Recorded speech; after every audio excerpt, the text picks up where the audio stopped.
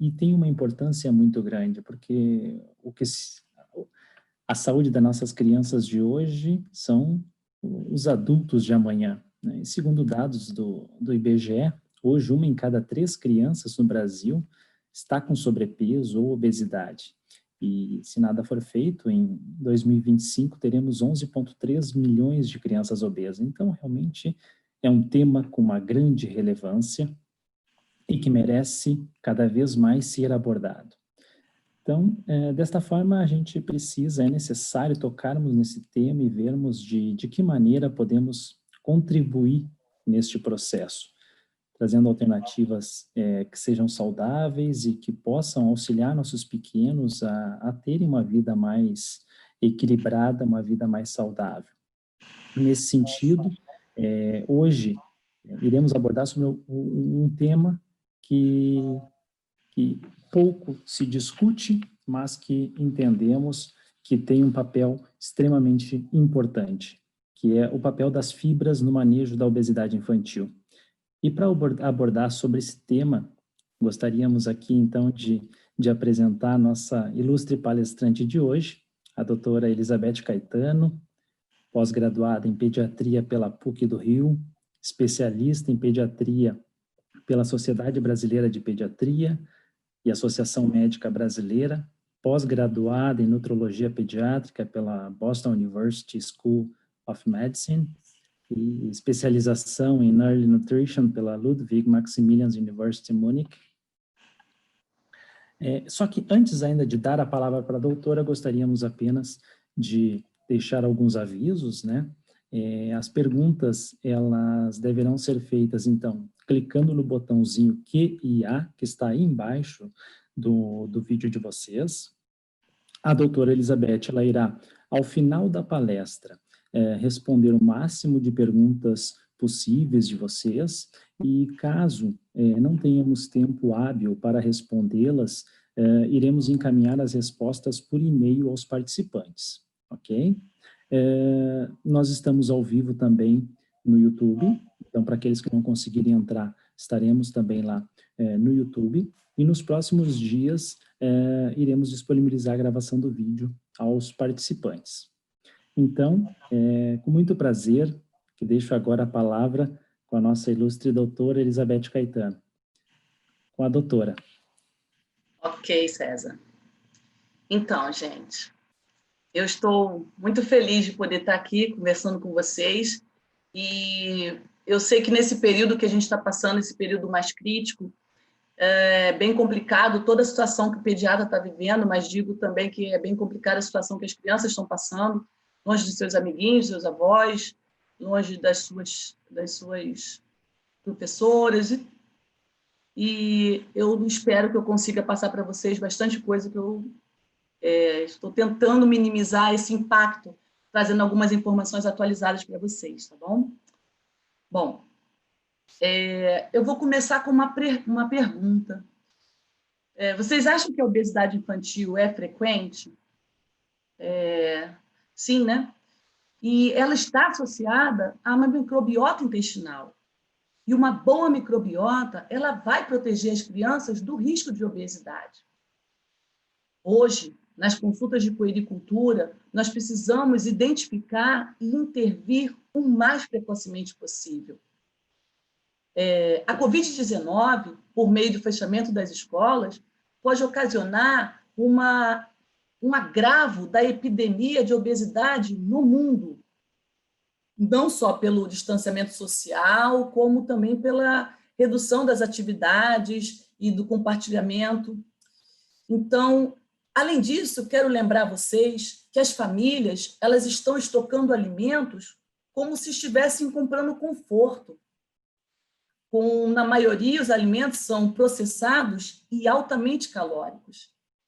E isso pode agravar ainda mais o cenário. Vamos ver o que a gente consegue com as informações que eu vou trazer para vocês. Para começar, eu não possuo conflito de interesses e gostaria mesmo de agradecer ao professor Tadeu, que me gentilmente cedeu alguns slides. Bom, conforme eu disse, a obesidade infantil ela está crescendo muito rápido. Hoje, a chance de uma criança acima do peso se tornar um adulto obeso é de 35% aos 5 anos e aumenta para 80% aos 10 anos. Além das mudanças nos hábitos de vida agravando a obesidade, nós temos também que o confinamento ele pode exacerbar questões emocionais, devido ao isolamento social. Como muitos sabem, a maioria das escolas está transmitindo aulas online. E o ideal seria que os professores de educação física pudessem transmitir aulas de exercícios, mas que seja compatível com qualquer ambiente, claro. A gente sabe que o exercício físico ele ajuda no combate à obesidade e também libera a serotonina, que é o hormônio do prazer. Para chegar no diagnóstico, não devemos valorizar apenas o excesso de peso para o comprimento, que a gente consegue chegar através do cálculo do IMC, que é obtido um peso dividido pela altura ao quadrado, e deve ser monitorado nas curvas padronizadas da OMS, que está na caderneta de saúde da criança, e outros gráficos. Mas precisamos também avaliar nas consultas de puericultura o excesso de gordura corporal, através da medida da circunferência abdominal, que é obtida com uma fita métrica colocada num ponto médio entre a borda superior da crista ilíaca e a última costela fixa, a 10ª costela. Depois, dividimos o valor pela altura em centímetros. Gente, quando esse cálculo é superior a 0,5, significa que há um aumento, há um predomínio de adiposidade central, levando ao sério risco de síndrome metabólica. Mas eu vou detalhar a síndrome metabólica mais à frente. Bom, conforme já disse antes, a obesidade ela pode ser agravada pela mudança de hábitos de vida e é resultante de vários fatores. Eu quero chamar a atenção que hoje as crianças frequentam muito fast foods e comem poucas fibras. Na maioria das vezes, as frutas não são comidas em pedaços. A Sociedade Brasileira de Pediatria, há alguns anos, não recomenda suco de frutas para menores de 1 ano, exatamente devido à baixa oferta de fibras e ao aumento do nível de frutose e glicose, levando a um risco de intolerância à glicose e resistência insulínica.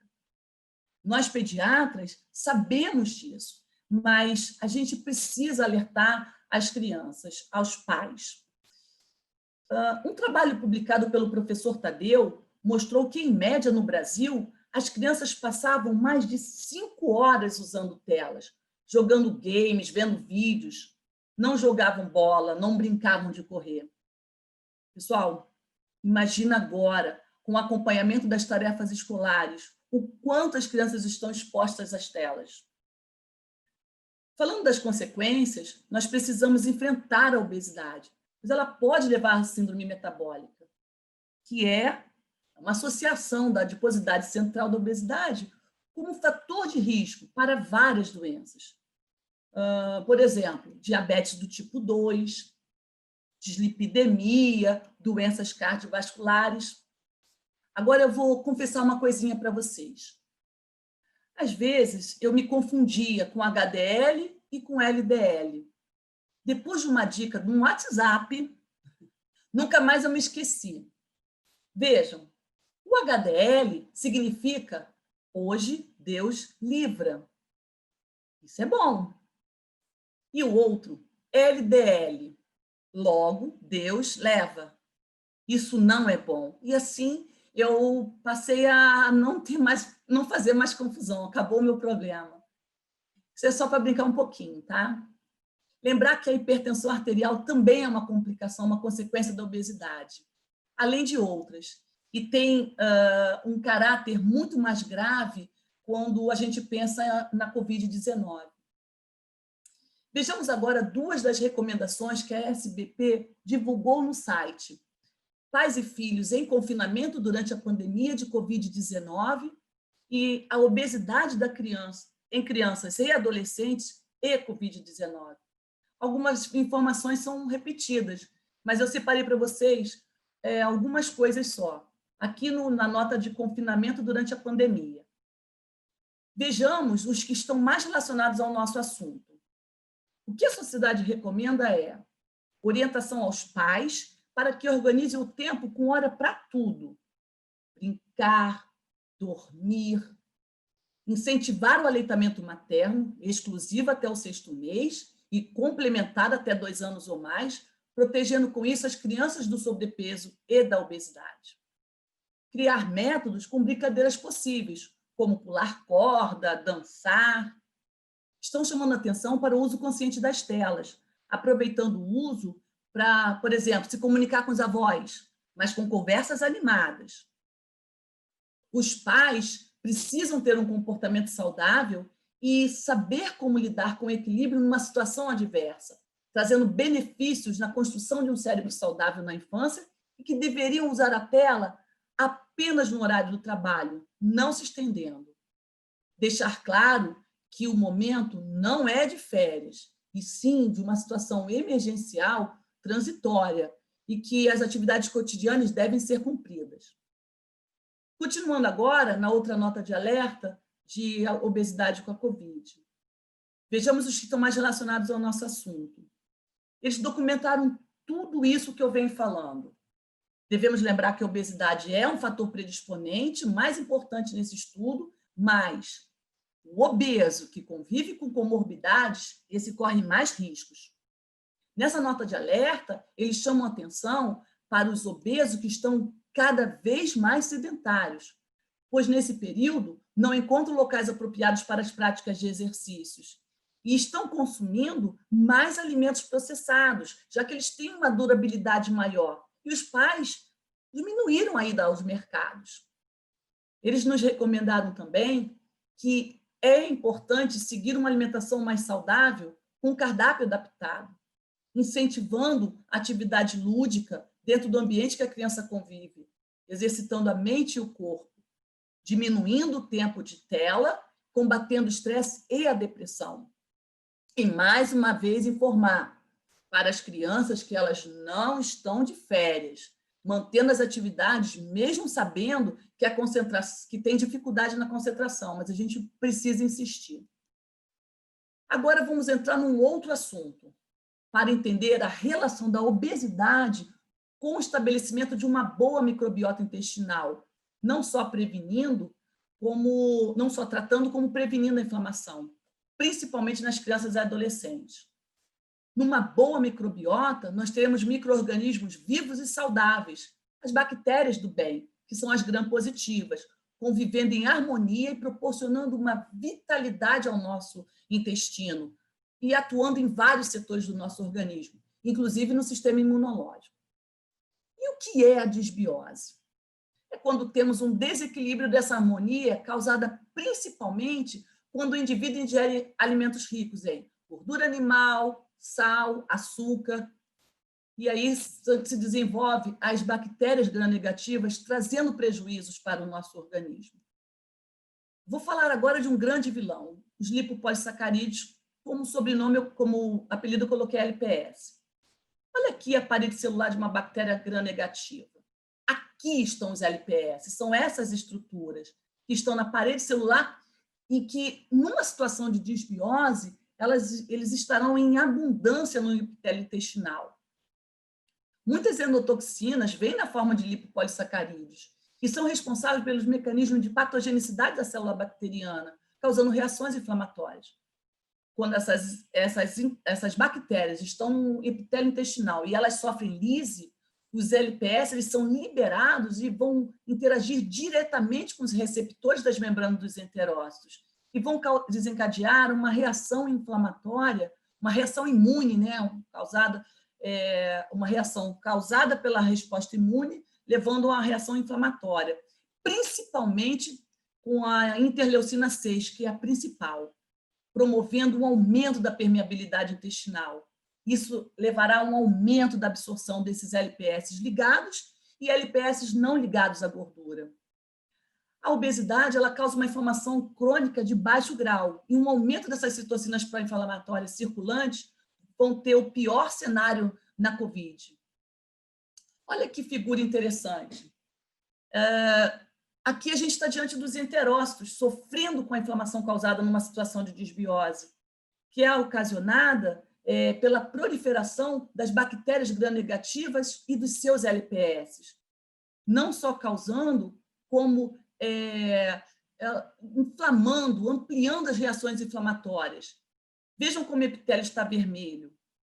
Isso causa uma alteração da permeabilidade, aumentando a absorção de gordura e levando ela para a corrente sanguínea, que irá se depositar no fígado, causando esteatose hepática, nos vasos sanguíneos, causando aterosclerose, e nos adipócitos, aumentará o número e o tamanho, causando também inflamação. Agora, eu vou fazer uma pergunta. Como reduzir o LPS? Como reduzir a inflamação? Basta tratar ou mesmo evitar a disbiose. E agora, o que seria o ideal na obesidade? Tratar ou prevenir? Intervir logo ou esperar as consequências? Numa revisão publicada na Clínica Mayo, nos Estados Unidos, em 2017, eles chamavam atenção para as estratégias de como tratar a obesidade, orientando como intervir, tanto na infância quanto na adolescência, fazendo com que as crianças tivessem mais acesso e mastigassem mais alimentos ricos em fibras, aumentando com isso o peristaltismo e a eliminação de gordura, reduzir a ingestão de alimentos calóricos e de gordura animal, chamando especial atenção aos alimentos industrializados, evitando o excesso do consumo de sal, açúcares, refrigerantes, evitando frequentar os fast foods e, principalmente, lembrar que a alimentação mais importante do dia é o café da manhã. Indicavam aumentar o consumo de leite, mas não exagerar nos derivados. O combate ao sedentarismo deveria ser com mais atividades físicas, de forma progressiva, não abrupta, mais de 1 hora por dia. Não é só a sociedade americana que está preocupada com a prevenção da obesidade. A brasileira também, e com medidas semelhantes, chamando a atenção que a atitude tem que ser de toda a família. Nessa tabela da SBP, recomenda-se o combate com prevenção, através de uma boa orientação nas consultas de puericultura, incentivando uma alimentação saudável, com mais fibras e aliada à atividade física. Tudo isso deve estar interligado, evitando o tratamento medicamentoso. Obviamente que o pedido de distanciamento social e a permanência em casa, né, emitidos em cidades ao redor do mundo, reduzem a oportunidade dessas atividades entre crianças e adolescentes, principalmente para os que habitam nas áreas urbanas, em moradias pequenas ou até mesmo em comunidades. E o que estamos vendo? Um aumento de atividades sedentárias e tempo de exposição, devido a esse decreto. A título de informação, ontem foi divulgada mais uma nota de alerta da SBP, agora nos dando dicas de como deve ser, né, o retorno das crianças às escolas, com diversas informações. Mas eu vou chamar atenção só para a parte onde fala sobre as atividades físicas, desencorajando as atividades coletivas, devendo ser de preferência ao ar livre ou o local mais arejado possível, e com uma intensidade moderada, não intensa, com muita hidratação para minimizar o efeito de uma imunossupressão. A nossa microbiota intestinal, por definição, consiste em um complexo de espécies de micro-organismos que vivem no trato digestório dos animais, interagindo com o organismo via as células intestinais. Nós temos 10 trilhões de células no corpo humano e mais de 100 trilhões de bactérias constituem a nossa microbiota total. A título de curiosidade, cerca de 2 quilos do nosso peso é a nossa microbiota. Hoje, muitas crianças estão tomando antibióticos desnecessários e, apenas para lembrar, eu digo que cerca de 70% a 80% das infecções nas crianças são virais, poucas são bacterianas. E, associado a isso, as crianças estão com alimentação ruim. Tudo isso vem contribuindo para destruir a microbiota intestinal, que leva ao quadro de desbiose. Probióticos são bactérias do bem, são micro-organismos vivos classificados com cepas específicas, que, quando administrados em quantidades adequadas, conferem benefícios à saúde. As espécies de bactérias mais atuantes são os lactobacilos, que habitam no intestino delgado, e as bifidobactérias, que habitam no intestino grosso. Como as bactérias são organismos vivos, elas precisam de comida. E como é que se chama a comidinha dos probióticos? Prebióticos. Prebióticos ou fibras prebióticas são a mesma coisa. São fibras seletivamente fermentadas e que causarão uma proliferação das bactérias desejáveis no cólon, que são as gram-positivas. Quando eu oriento nas consultas um aumento da oferta de fibras, me refiro através de ingestão de frutas, vegetais, cereais integrais. Mas para servir de alimento aos probióticos, eu não utilizo qualquer fibra, porque todo prebiótico, sim, é uma fibra, mas nem toda fibra é prebiótica, porque essas fibras prebióticas, elas são fibras selecionadas. As fibras prebióticas mais conhecidas são a inulina, os frutooligosacarídeos, FOS, os galactooligosacarídeos, GOS, e esses dois últimos, eles estão presentes em muitos alimentos, inclusive nas fórmulas infantis. Os oligosacarídeos do leite materno, gente, ele é abundante no colostro, e mesmo que em menor quantidade no leite maduro, ainda tem um papel importantíssimo no sistema imunológico. E, por último, a lactulose. Vamos chamar atenção agora para a inulina e FOS. E vamos entender o que é o efeito bifidogênico. Ele ocorre quando as fibras inulina e FOS, elas são fermentadas pelas bifidobactérias, ou seja, no cólon, causando uma proliferação delas, que, por sua vez, elas são responsáveis pelo controle das bactérias gram-negativas, que têm na sua parede aqueles LPS. Aqui nós temos alguns exemplos. A Escherichia coli, o Enterococcus fecalis e o Proteus. Agora, eu vou fazer uma perguntinha para vocês. E eu queria que vocês aproveitassem para colocar no chat ou no Q&A, colocasse aí no lugar onde faz as perguntas. A resposta é o seguinte: quantas moléculas vocês acham que tem de LPS numa única Escherichia coli? Quantas moléculas de LPS? Numa única Escherichia coli. Eu não vou dar muito tempo, não, senão vocês vão procurar no computador, no celular. Responde lá no chat. Responde lá. 2 milhões. Porque se eu controlo, então, a população dessas bactérias, eu vou ter menos LPS agredindo a minha microbiota.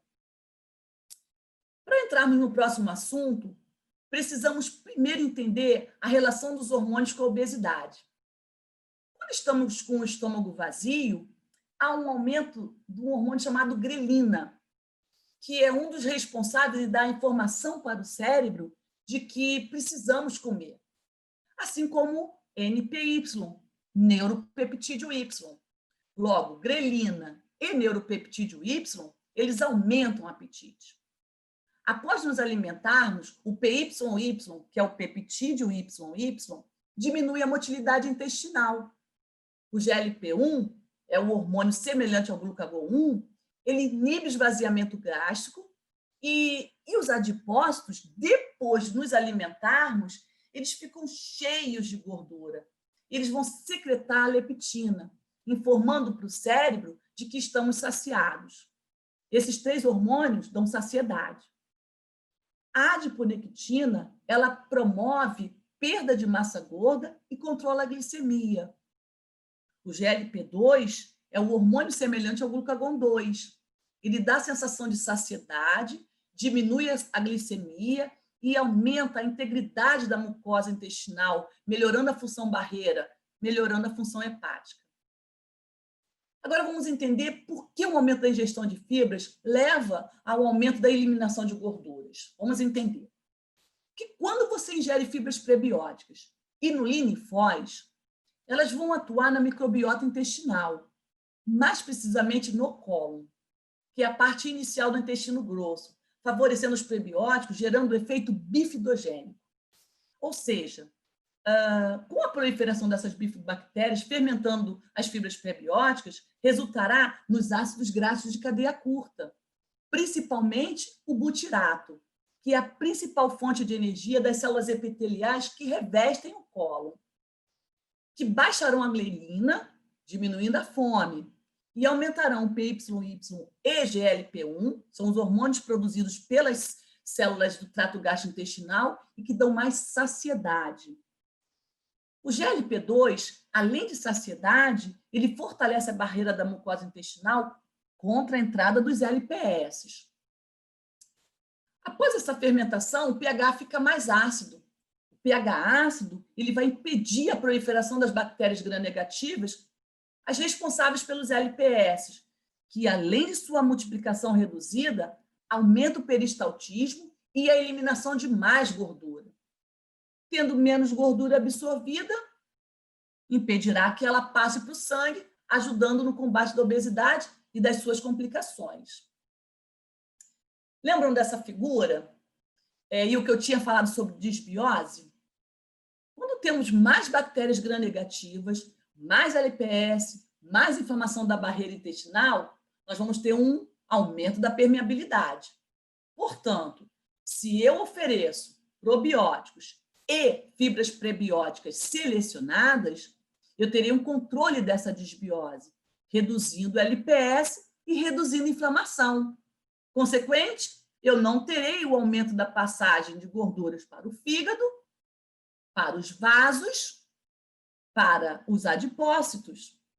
Logo, se a barreira do intestino estiver íntegra, eu não terei o aumento das citocinas pró-inflamatórias, que é o principal motivo da obesidade. Agora eu vou mostrar para vocês 2 estudos publicados mostrando o efeito dessas fibras num complexo patenteado pela BNU, com o nome Oraft Synergy One. O primeiro que eu mostrarei foi um estudo publicado na Gastroenterology em 2017, numa universidade em Alberta, no Canadá, pela doutora Alissa Nicolucci. O título é O uso de probióticos reduzem a massa gorda e alteram a microbiota intestinal de crianças com sobrepeso e obesidade. Esse estudo ele foi feito com um grupo de crianças cuja idade era entre 7 e 12 anos, com sobrepeso e obesas. Ele mostrou que houve uma redução da glicose pós-prandial e da concentração de insulina, visto através de alguns parâmetros de avaliação com exames laboratoriais de sangue, fezes, absorciometria, medidas antropométricas a cada 4 semanas. Tá? Ficou demonstrado que o efeito bifidogênico das bifidobacterium SPP está relacionado com a redução dos níveis de LPS, assim como um aumento de adiponectina, aquele hormônio que eu falei que leva à redução do percentual de massa gorda e do colesterol LDL. Conclusão desse estudo. Olha a massa magra. Esse ativo ele não atua na massa magra, apenas na massa gorda. Olha como reduz. E olha no placebo. Veja a diferença. Olha como diminui a gordura corporal. Olha a massa gorda no tronco. Então, a gente está vendo aqui com o ativo e em cinza sem o ativo, placebo, tá bom? Bom, vejam em porcentagem como atua na massa androide, que é acúmulo de gordura na gordura visceral, aquele que é em formato de maçã. E como também atua na percentual da massa ginoide, que é o acúmulo de gordura nas coxas e nos glúteos, em formato de pera. Houve uma redução de 15% da interleucina 6, aquela pró-inflamatória, assim como se observou redução do nível de triglicerídeos. Ambos foram verificados através dos exames laboratoriais, tá? Concluindo que o efeito de se ter mais bifidobactérias com efeito bifidogênico, devido ao ativo Oraft Synergy One, desacelerou o ganho de peso em relação ao placebo.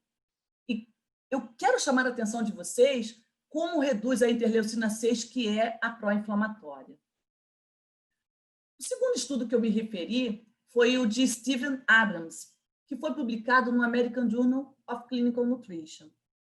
Foi feito com essas mesmas fibras prebióticas associadas ao cálcio da dieta, em crianças eutróficas e obesas, não foram só crianças obesas, de 9 a 13 anos, fase que corresponde ao estirão.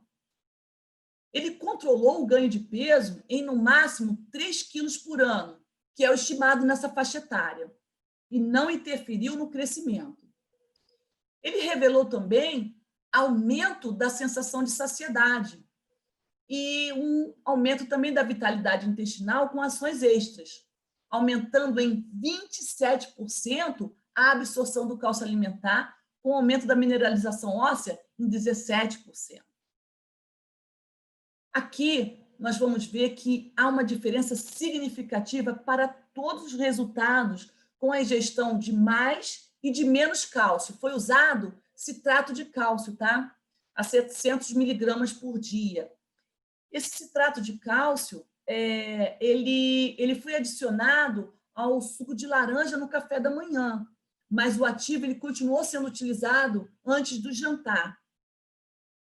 O grupo tratado ele está nas barras sem preenchimento e o grupo placebo nas vermelhas.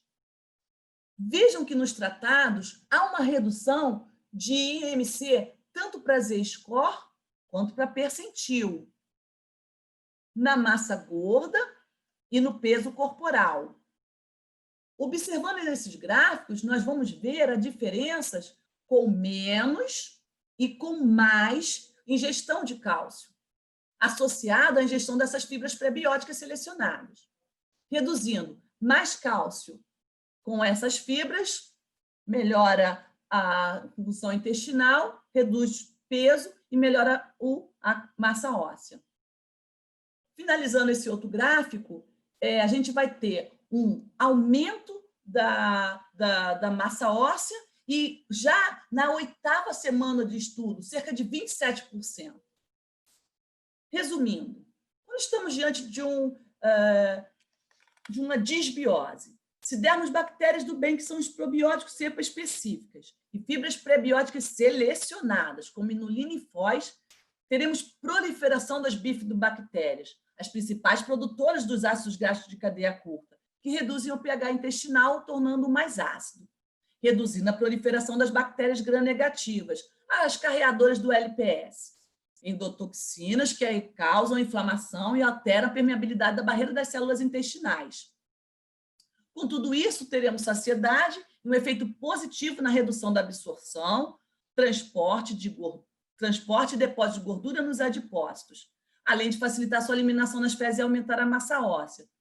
Tudo isso contribui para o combate à obesidade e também para consequências e complicações, né? Bom, lições para casa. Como lições para casa, nós precisamos minimizar o impacto causado nas crianças que estão acima do peso. Nessa situação atual da pandemia, a melhor forma de tratamento é sempre a prevenção, tá? Precisamos controlar o ganho de peso através de hábitos de vida saudáveis e tem que ser para a família toda, principalmente no que se refere à alimentação. E o combate ao sedentarismo tem que ser com muito estímulo à atividade física e usando objetos improvisados dentro de casa.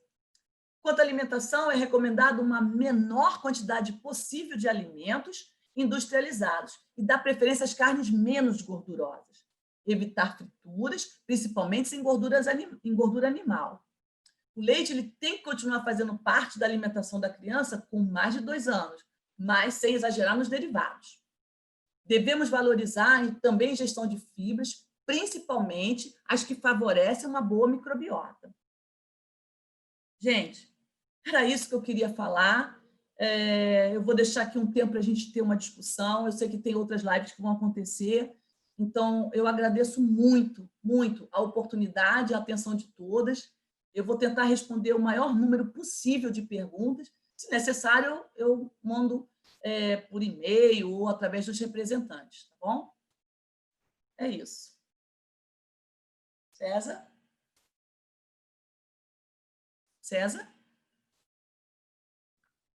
Doutora, tudo bom? Estou voltando aqui. Sim. Estava com um probleminha aqui nos meus... Ok. Tentando clicar. Ó, 180, 180. É isso aí. Legal, Bom, legal. doutora, a gente já vem vendo aqui que tem algumas perguntinhas. Uhum. Acho que tu também tem acesso aí, mas eu posso ir auxiliando. Sim, tô vendo. A Maria Luísa, né, Barreto, questionando quais as fontes naturais de inulinifose e a quantidade necessária a ser consumida. Então, eu vou ter que entrar um pouquinho sobre o produto para poder explicar para vocês algumas coisas que são bem diferentes. Essas fibras, a inulina ela vem da chicória.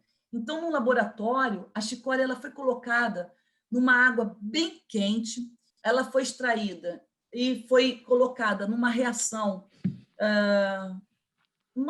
enzimática que foi parcialmente hidrolisada e controlada e se chegou aos fruto-óleo-sacarídeos. E a proporção delas foi de 1:1. Essa proporção de 1:1 da inulina e foz faz com que haja é como se a inulina e foz fosse um adubo. E para ser indicado nesse produto em questão, eles estão indicando 8 gramas por dia. Só que para começar, porque pode ter algum desconforto gastrointestinal com mais flatulência, é orientado que nos primeiros dias, nos primeiros 15, 16 dias, se use pelo menos a metade do envelope diluído. Na verdade, é um envelope para 250. Então, você vai diluir um envelope para 250, vai retirar a metade, a outra metade você vai deixar condicionada bem fechadinha na geladeira para usar no dia seguinte, para que você consiga ter, no caso, 4 gramas, que a gente não tem como mensurar ali no envelope, dividir meio a meio, então você coloca aquela metade da quantidade da solução, a criança ingere a metade antes do jantar, uns 20 minutinhos, e aquilo ali vai arrumando, vai se organizando para que o efeito seja minimizado, o efeito de flatulência principalmente. Depois de 16 dias, um envelope inteiro em 250, que você pode estar colocando, dando para a criança, dali em diante, sem tempo determinado, para uso contínuo. Tem mais algumas informações, mas eu não sei se vão ter outras perguntas aqui. Deixa eu ver aqui. Doutora, se puderes, o pessoal acho que está ficando curioso aí para saber do produto, se puderes colocar aí na sua apresentação, acho que já deixa o pessoal já mais... Tá bom, tá bom. Fica todo mundo já... O pessoal tem perguntado aqui qual seria o produto, que é o Dimilip Kids, né, doutora? Isso.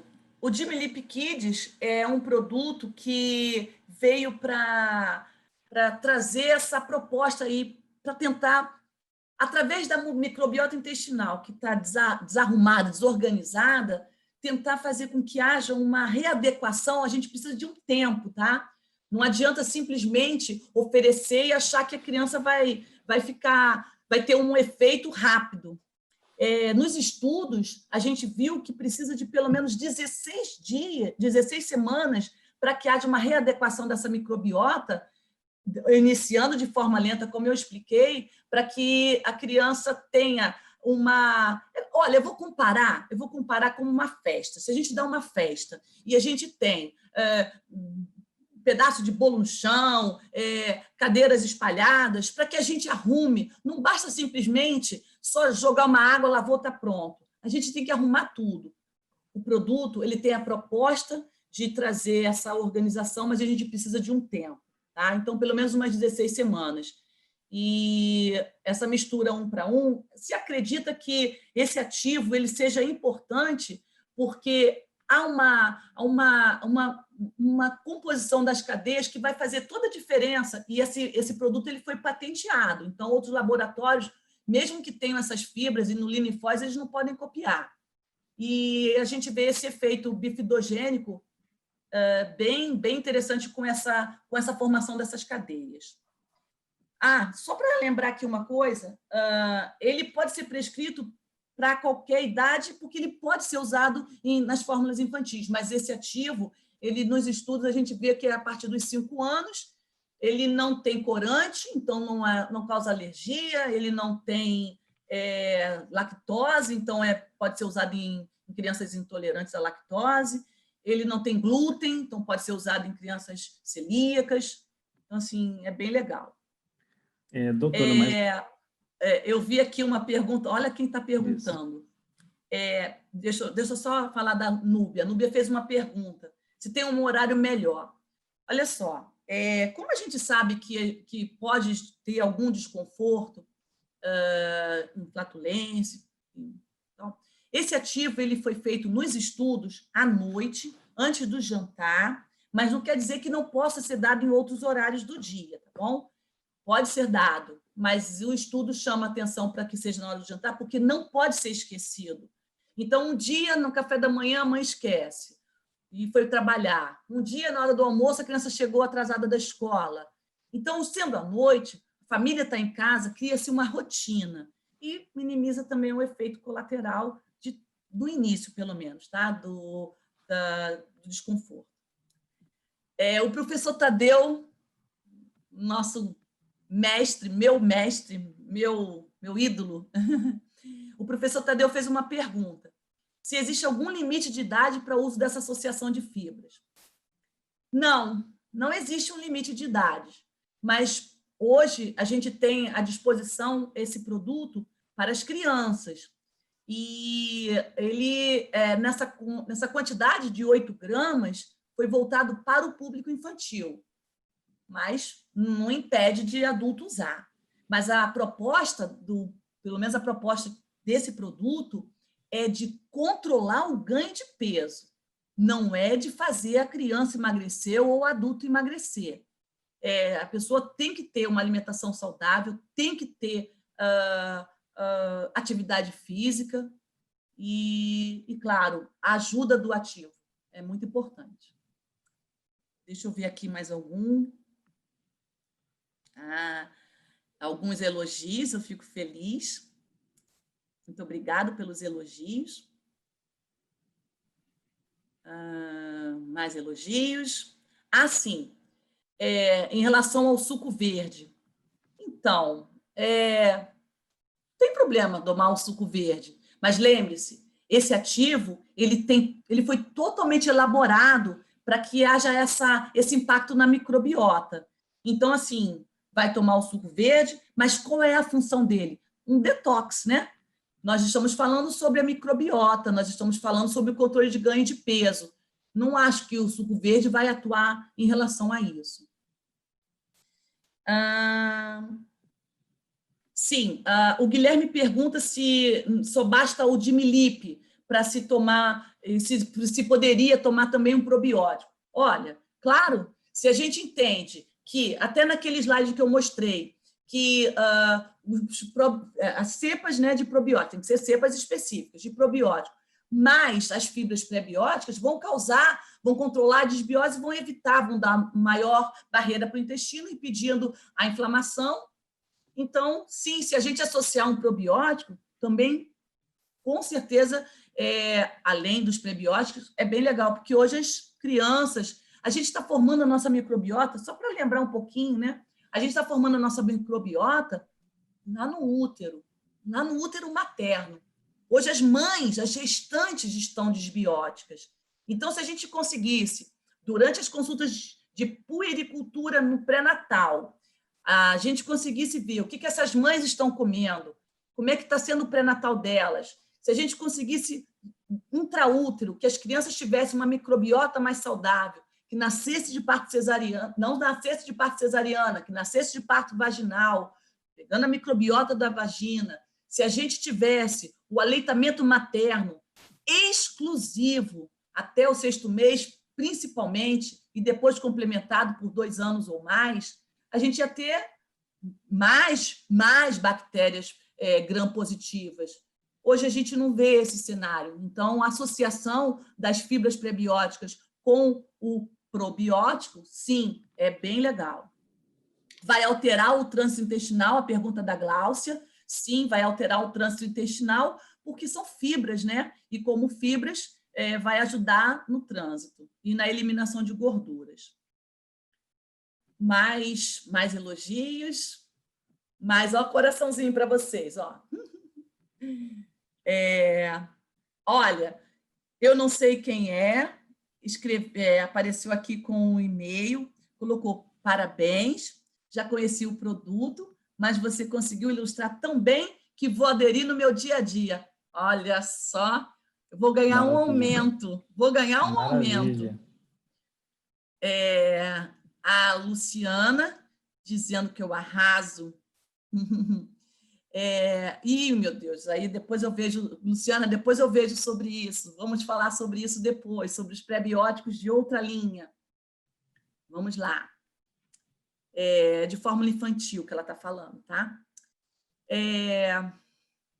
Vamos ver aqui. Um colega perguntando se a gente poderia associar o outro produto também do laboratório, que é o Bidrilac, que é a associação de duas cepas probióticas, se também poderia ser feito os dois juntos e à noite se isso também iria normalizar o apetite. Sim, é como se fosse dar um aumento, né? Ia bombar essa reação do efeito bifidogênico. Mais bifidobactério, mais prebióticos, sim. Jandira gostou muito. Carol, mais elogios, eu fico feliz. E olha, tem colega diz, olha que legal. Um colega que assistiu uma aula que eu dei lá em Porto Alegre. Precisa voltar para Porto Alegre.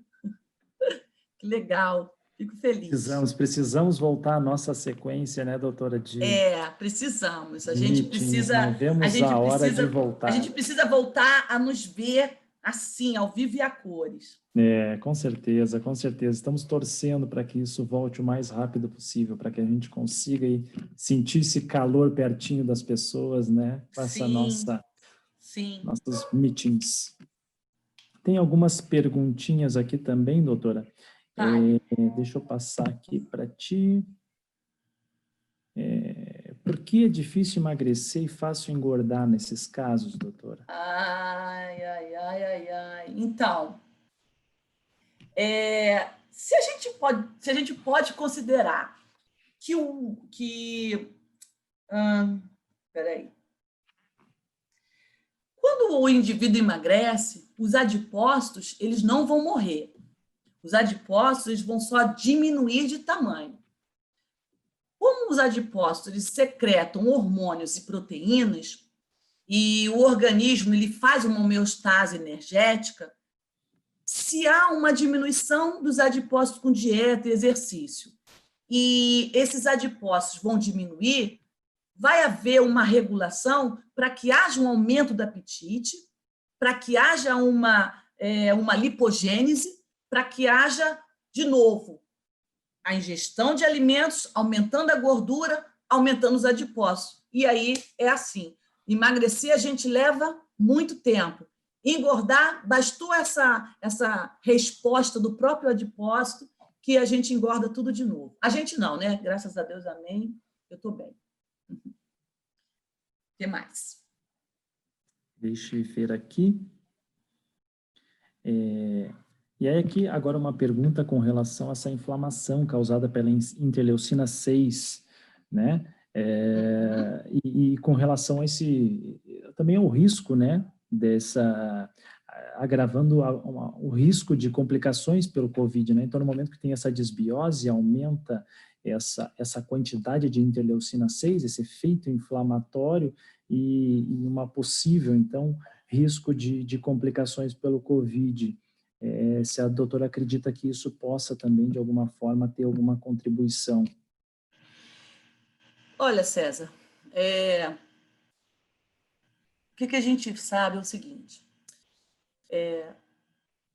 a desbiose, ela é muito ruim, e Quando a gente fala sobre disbiose, a gente está falando que, para ter disbiose, a alimentação do indivíduo ela tem que ser rica em gorduras, sal, açúcar. E, com isso, o que a gente vai ter? Mais bactérias gram-negativas se desenvolvendo. E quando as bactérias gram-negativas são aquelas que têm o LPS na sua parede. Lembra do que eu perguntei? Quantas moléculas de LPS numa única Escherichia coli? 2 milhões. Então, quando essas bactérias gram-negativas elas vão se proliferando, o que a gente vai ter? Mais LPS. Quando essas bactérias gram-negativas elas morrem, o que acontece? Esses LPS eles vão ser liberados na mucosa intestinal e vão causar o quê? Uma reação imune, causando essa liberação dessas citocinas pró-inflamatórias. Não é só a interleucina 6, interleucina 1, interferon, mas a interleucina 6 é vamos dizer, a principal. Essa inflamação vai alterar a barreira da mucosa e vai alterar a permeabilidade. Alterando a permeabilidade, vai entrar mais LPS. E esses LPS tem alguns que são ligados, tem outros que são ligados e outros que não são ligados à gordura. Isso tudo vai causar esteatose hepática, aterosclerose, vai inflamar os adipócitos, e tudo isso tem esse risco grande na COVID, né? Não sei se é isso que Sim, a pessoa claro. queria que eu respondesse.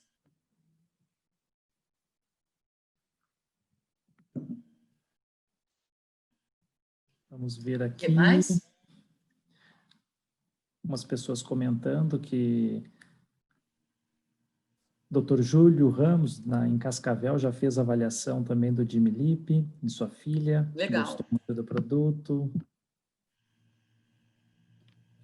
Se exceder a dose diária de um sachê por dia, pode ocorrer distensão abdominal?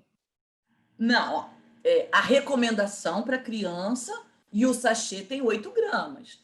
A gente começa com uma dose menor exatamente para que haja uma readequação da microbiota intestinal. Não acho que seria interessante para as crianças aumentar a dosagem. O estudo foi feito com 8, não se falou nada em superdosagem. Não vai causar mal, mas não há necessidade. Não vai dar mais efeito.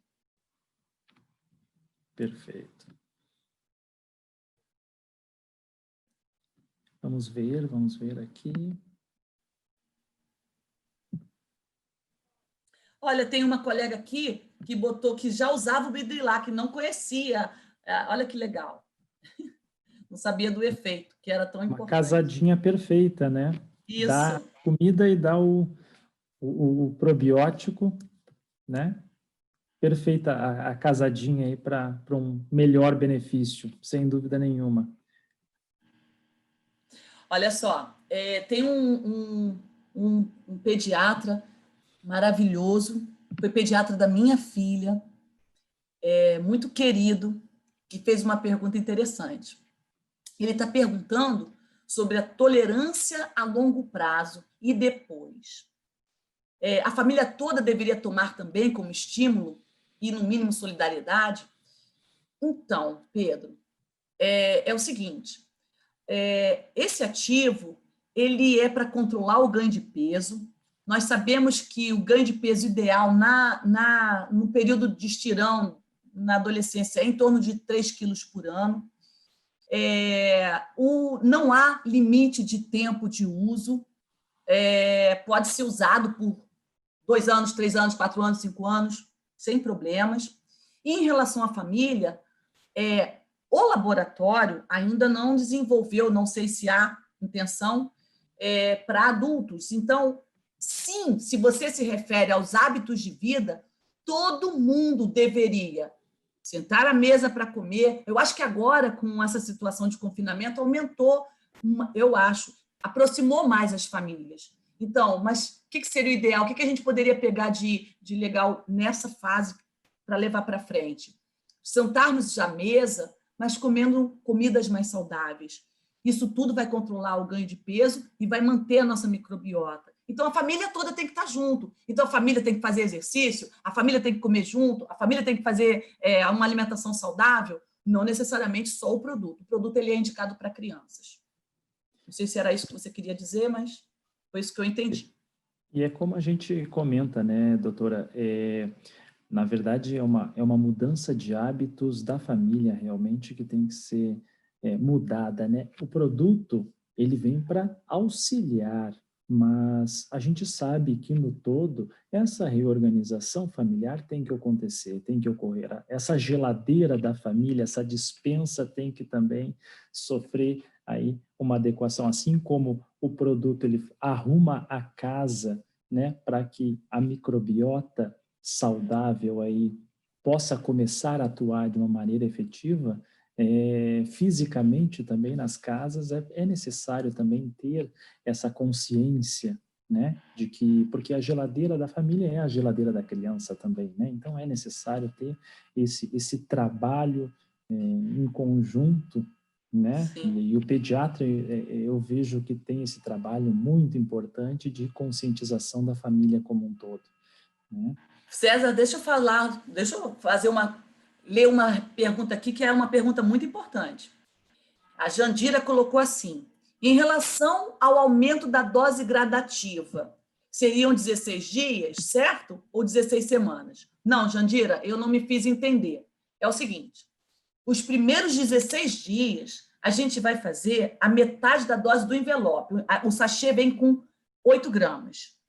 Para que haja uma readequação e tenha menos efeito de distensão, flatulência, a gente faz a metade da dose por 15 a 16 dias. Depois de 15 a 16 dias, já está mais organizado, é mínimo esse efeito colateral da flatulência ou distensão. Então, você vai passar, a partir de 16 dias, usar todos os dias, de preferência de jantar, para criar uma rotina, todo mundo está em casa e não esquecer. E aí vai sendo usado diariamente. O que eu citei quando eu falei sobre 16 semanas é porque você não vai simplesmente organizar, arrumar sua microbiota e num instalar de dedo já vai ter o controle do ganho de peso. Até porque as crianças vão levar tempo para entender que tem que comer menos porções, tem que comer menos produtos industrializados, tem que praticar mais exercício, então vai ter que ter toda uma estrutura montada. Mas a gente percebe nos estudos, eu li nos estudos, a gente percebe que em 16 semanas já se percebia já o efeito dessas fibras sobre as bifidobactérias, trazendo esse controle do peso. Então, por exemplo, numa consulta nossa do consultório, quando você acompanha uma criança que tem aquela tendência de ser criança obesa, aquela criança, ela vem, você observa que no decorrer dos meses, ela está ganhando meio quilo, 700 gramas, 1 quilo por mês. E o que você vai observar nessas crianças que você inicia o tratamento? Que em 4 meses, ela quase não ganhou peso. E ela vai controlando esse ganho de peso. Então, 16 dias para que haja minimizar o efeito. E 16 semanas é o tempo mínimo para se observar o efeito, e dali 2 anos, 3 anos, 4 anos, quanto tempo for necessário para que haja controle do ganho de peso por ano. Tá? Aqui colocou sobre colocar em 250 ml de água. Pode ser num volume menor de água? Pode ser num volume menor de água. Nesses estudos, assim, tem criança que não aguenta beber dos 250 ml de água, tem famílias que acham que é muito. O que você aconselha? Que você dissolva o conteúdo numa maior quantidade de água que a criança conseguir ingerir. Pelo menos se conseguir ingerir a metade da quantidade de água, mesmo com o envelope inteiro, está tudo bem. Isso não vai aumentar, vai potencializar o efeito da fibra só porque botou menos água, não. Tá? E, inclusive, as crianças gostam muito, porque tem um sabor bem semelhante. Bom, a quem não gosta, né? Tem os seletivos. Tem sabor bem semelhante ao morango. E sem corante. Bom, Acabaram as doutora, perguntas. acabaram as perguntas.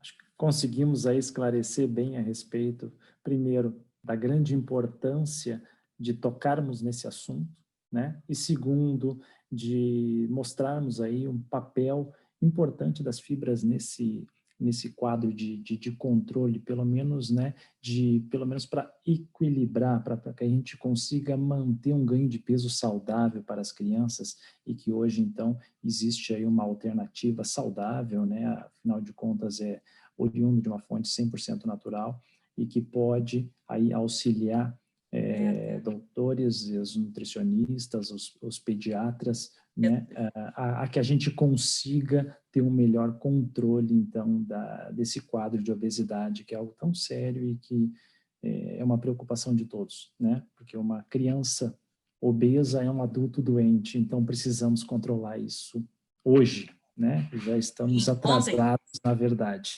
Ontem. Exatamente. Então, gostaria de agradecer a presença de todos. Muito obrigado pela participação, muito obrigado pelas perguntas. Doutora Elizabeth, mais uma vez, muito obrigado pela excelente palestra, e tenho certeza que só foi uma de várias mais que faremos aí. Tá bom, gente? Uma boa noite a todos, e mais uma vez, muito obrigado. Tchau, tchau. Tchau.